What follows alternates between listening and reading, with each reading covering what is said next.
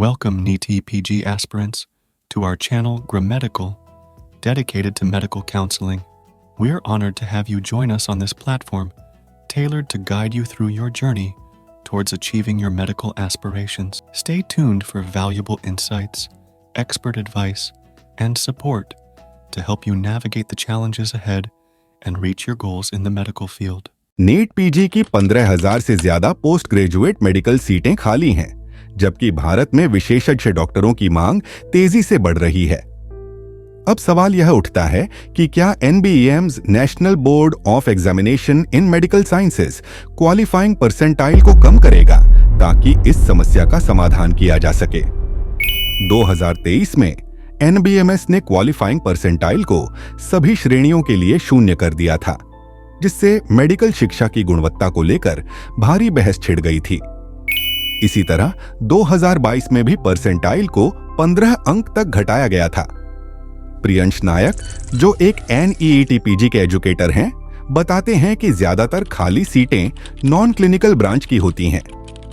इन ब्रांचों में करियर के अवसर सीमित होते हैं, मरीजों के साथ कम संपर्क होता है और ये ब्रांच उतनी आकर्षक नहीं होती। यहां तक कि कठिन मेडिकल ट्रेनिंग के बावजूद इन ब्रांचों के अधिकतर डॉक्टरों का करियर मेडिकल कॉलेज में पढ़ाने तक सीमित रहता है। नायक का मानना है कि सरकार को कैटोनफ में ब्लैंकेट रिडक्शन लागू करना चाहिए। इसका मतलब है कि कैटोनफ को इस हद तक घटाया जाए कि सीटें भर सकें, लेकिन मेडिकल शिक्षा की गुणवत्ता से समझौता न हो। वर्तमान में कैटोनफ 50 परसेंटाइल है, जिसे घटाकर 30 परसेंटाइल तक किया जा सकता है। इससे नॉन क्लिनिकल सीटों को भरने और शिक्षा की गुणवत्ता के बीच एक संतुलन बनाए रखा जा सकता है।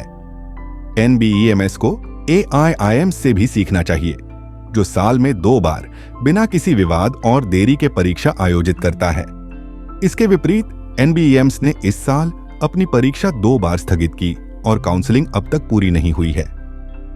तो अरुण कुमार, जो यूनाइटेड डॉक्टर्स फ्रंट एसोसिएशन के नेशनल जनरल सेक्रेटरी हैं, ने बताया कि 2023 में 0 परसेंटाइल पर कट ऑफ करने से सभी उम्मीदवारों के लिए ओपन काउंसलिंग संभव हुई, लेकिन सीटों का आवंटन स्कोर और रैंक के आधार पर ही हुआ।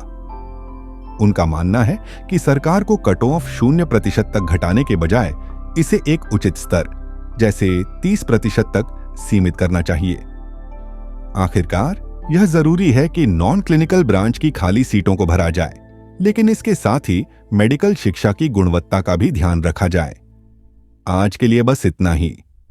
कल हम और अपडेट के साथ लौटेंगे। नीट पीजी काउंसलिंग से जुड़ी हर जानकारी के लिए हमारे चैनल को लाइक, शेयर और सब्सक्राइब करें।